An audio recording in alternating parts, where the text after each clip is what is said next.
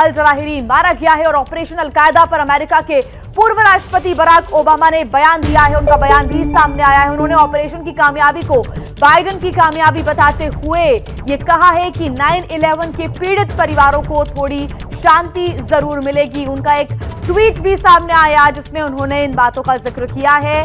युद्ध के बिना आतंक से लड़ाई संभव, 9/11 के पीड़ित परिवारों के लिए ये राहत है। ओबामा ने ये कहा है, बराक ओबामा की तरफ से ये ट्वीट किया गया है। जवाहिरी की मौत पर बराक ओबामा ने बयान दिया है। जवाहिरी का खात्मा बाइडेन नेतृत्व की जीत है, ऐसा कहा है।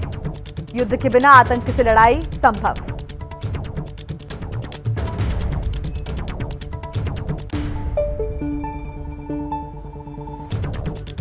और ज्यादा जानकारी के साथ हमारे सहयोगी नीरज हमारे साथ लगातार जुड़े हुए हैं। नीरज, इसके पहले बराक ओबामा की जब सरकार थी तब उनकी कार्यकाल में ओसामा बिन लादेन का खात्मा करना और अब इस कार्यकाल में जो बाइडेन के कार्यकाल में अल जवाहिरी का खात्मा करना, ऐसे में ओबामा की तरफ से भी ये एक ट्वीट आना ये बताता है कि वो कितना सपोर्ट करते हैं। उन्होंने कहा कि जो 9/11 के पीड़ित परिवार हैं उनको राहत है।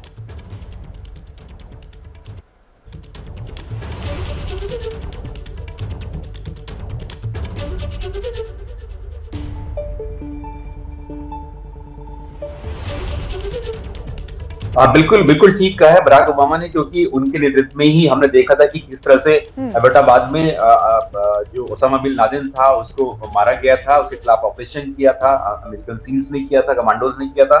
और अब जब अल जवाहिरी जो कि नंबर 2 है अलकायदा में और अब ओसामा बिन लादेन के मरने के बाद नंबर 1 था, उसको मार गिराया गया है। तो बिल्कुल टेररिज्म के खिलाफ लड़ाई जो है वो इस तरह से लड़ी जा सकती है, प्रिसिशन स्ट्राइक के जरिए लड़ी जा सकती है। क्योंकि हमने देखा था कि जब 9/11 का हमला हुआ था तो अमेरिका को इस बात की आशंका था, शक था और ये माना भी जाता था कि ओसामा बिन लादेन वहीं पर छुपा हुआ है, वहां की गुफा में छुपा हुआ है। पूरी आर्मी जो थी अमेरिका ने वहां भेज दी थी, अपने स्पेशल कमांडोज भेजे थे स्पेशल ऑपरेशंस करने के लिए।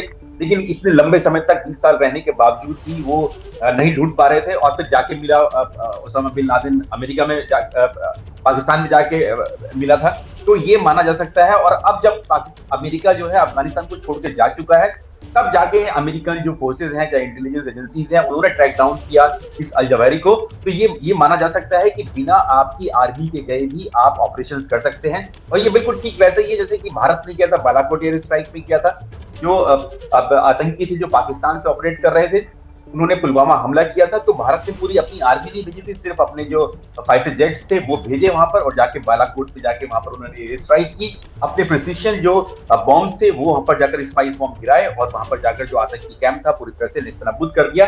तो यही पूरी दुनिया के लिए मैसेज है कि टेररिज्म के खिलाफ किस तरह से लड़ाई लड़ी जा सकती है। बिल्कुल ठीक बराक ओबामा ने कहा है।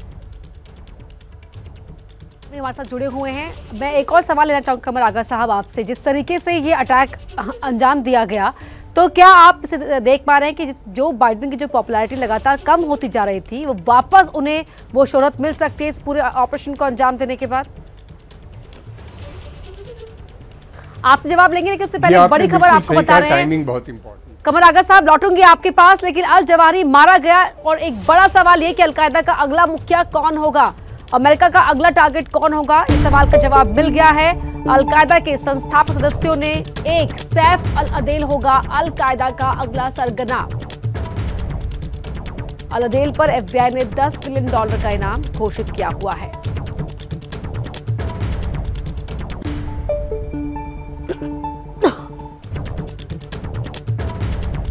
तो देखिए, इस वक्त की बड़ी जानकारी हम आपको दे रहे हैं। अलकायदा का अगला मुखिया कौन होगा, ये बड़ा सवाल अब बना हुआ था। अमेरिका का अगला टारगेट कौन होगा, अब इस सवाल का जवाब मिल गया है। अलकायदा के संस्थापक सदस्यों में से एक सैफ अल अदेल होगा अलकायदा का अगला सरगना।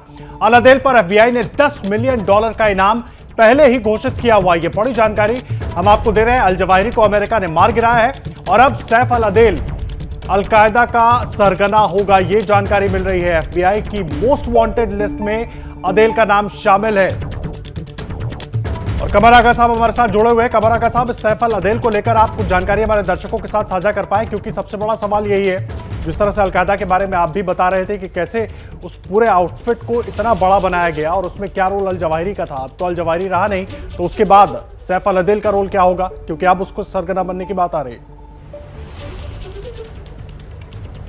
देखिए सैफल, हमने ये देखा है इस किस्म की जो संस्थाएं हैं, तालिबान या अलकायदा, ख़ासतौर से अलकायदा, ISIS, इसमें जब भी सरगना मरता है तो स्प्लिट भी हो जाती है, ये टूट जाती हैं, लड़ाई झगड़े के बहुत चांसेस रहते हैं।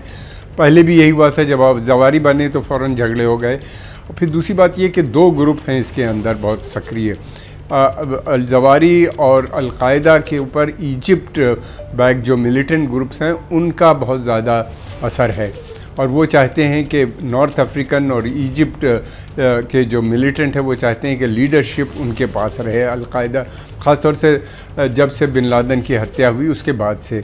दूसरी तरफ ये है कि खाड़ी के जो देश हैं वो हमेशा चाहते थे कि उनकी टसल ये रहती थी, ख़ासतौर से सऊदी जो मिलिटेंट ग्रुप्स हैं, कि लीडरशिप अलकायदा की उनके पास रहे, और जब नहीं मिली उनको लीडरशिप बिन लादेन के मरने के बाद, क्योंकि बिन लादेन जो थे वो यमनी सऊदी वहाँ के थे, ओरिजिन के सऊदी, और इसलिए वो चाहते थे कि उन्हीं के पास रहे। जब नहीं मिली तो स्प्लिट हो गया, ये मूवमेंट टूट गया, और बगदादी ने अपना एक नया संगठन बना लिया। तो अभी ये भी है, सैफ बने तो ज़रूर हैं, सैफ की अच्छी रिपुटेशन है। अब देखना ये है कि कितने दिन तक क्या इनको बाकी जो ग्रुप्स हैं इनके अंदर, अलकायदा कमज़ोर होता जा रहा है। नॉर्थ अफ्रीका में भी बहुत तेज़ी से ISIS बढ़ी है, और ISIS के पास फंडिंग भी ज़्यादा उसको मिल जाती है। एक तो उसने इराक़ में जो बैंक्स वगैरह लूटे थे, और सीरिया के अंदर जो उसके पास काफ़ी बड़ा एरिया कंट्रोल में था, और फिर तो उसकी वजह से उसके पास फंड्स भी ज़्यादा हैं।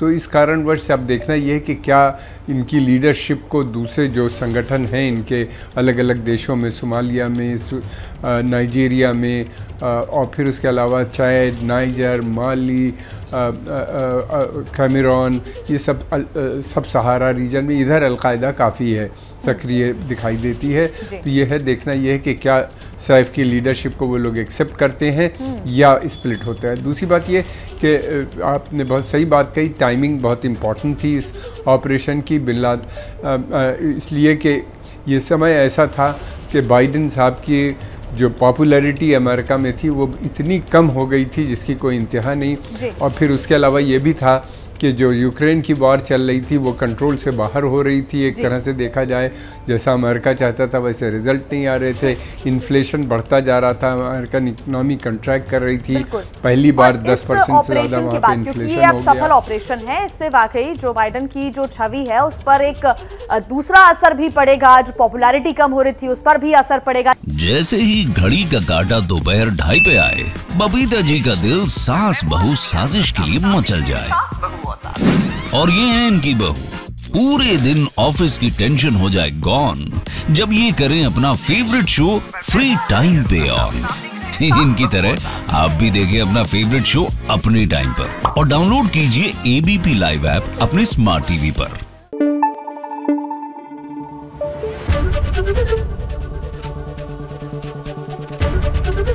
ABP न्यूज आपको रखे आगे।